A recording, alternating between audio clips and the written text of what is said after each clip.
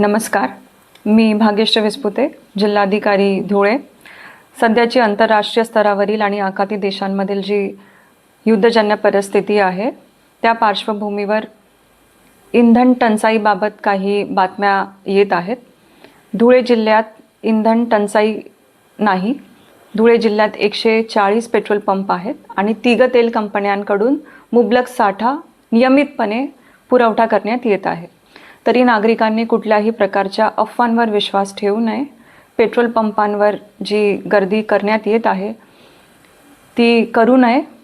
जर ह्या परिस्थितीचा फायदा घेऊन कुठलेही गैरप्रकार किंवा अनधिकृत साठा कुणी करत असेल किंवा जीवनावश्यक वस्तू कायद्याचं उल्लंघन करत असेल तशा एजन्सीजवर किंवा तशा लोकांवर कठोर कार्यवाही करण्यात येईल.